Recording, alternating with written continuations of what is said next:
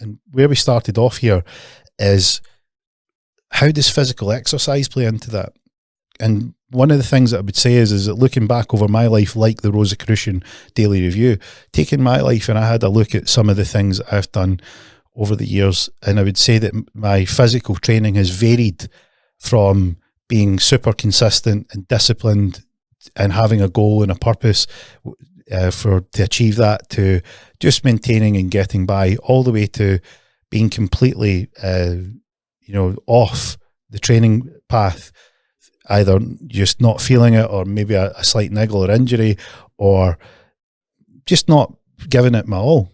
And what I looked back on was, I thought to myself, well, was my performance in other areas of my life affected by how much emphasis that I put in my physical training?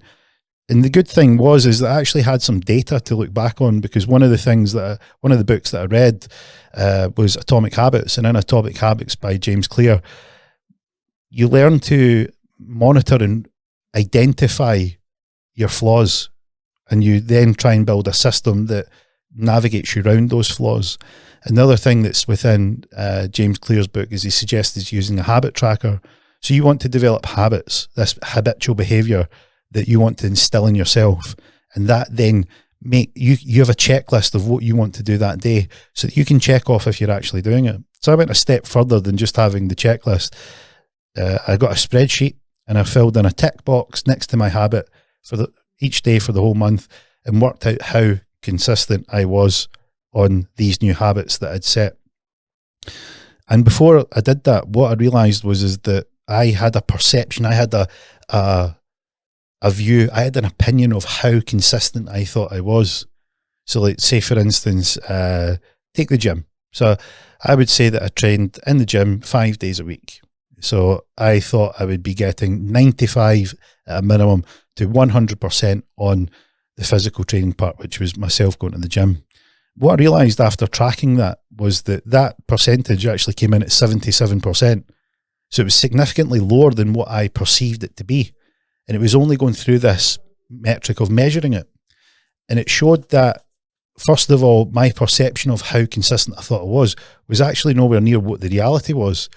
That made me think. I thought, well, maybe there's some benefit to do this, because I've just found where I'm letting nearly 30% of my performance go on being inconsistent. And then I started to look back at my own habit tracker on other things that I'd done, and I was able to track the habits that I was using, how much I was physically training, and the results I was getting at that point in time. And something very interesting came from that.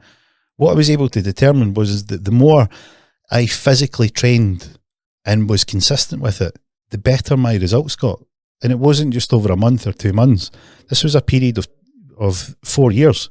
So I was able to work out over a 4-year period that if I improved my physical performance, then I would improve other aspects of my life. So why is that? It made me wonder, why would you get something like that? What can we determine from that? What can we work out has happened there? So what I was able to work out was that when I put emphasis on training, I got better results. I started to break down what was going on, and I looked at the other things that were in the habit tracker list. And it seemed that when I trained, whether it didn't matter what type of exercise, it could be going out for a walk, it could be cycling, it could be running, it could be swimming, it could be climbing a mountain, it could be training in the gym, it could be any, even a basic exercise routine. It didn't matter. When I was consistent with the training, my consistency picked up everywhere else. And I think that there's something that goes on in our body. So anyone that's trained in the gym will understand that what I'm about to explain is you have a reward for training well. So your body likes that you move, and there's a reward system where you get endorphins. It's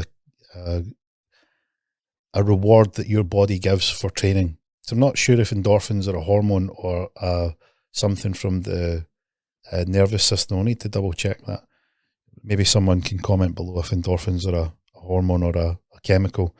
But either way, this feels good. It's called the feel good hormone. I think it is a hormone. So this feel good feeling that you get from training, it's like your body's rewarding you. Go, yeah, that was great. We want more of that, even though it was hard.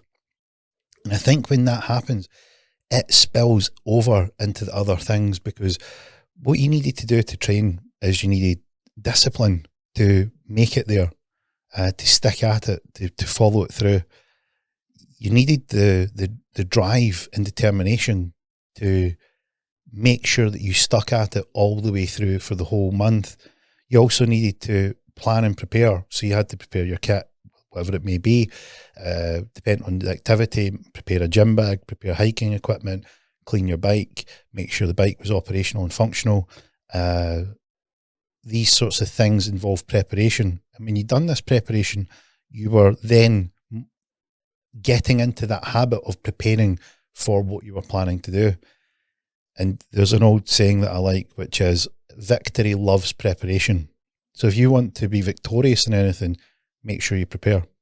And this preparation part was significant, because I was seeing that the more I prepared for my physical activities, it then showed up in the other activities that I was also trying to institute these new habits in my life.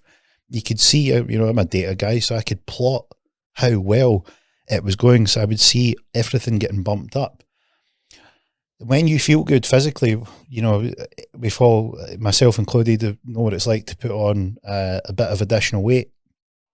It doesn't feel great. You feel sluggish. You can feel down. You can not feel yourself. You're not fired up.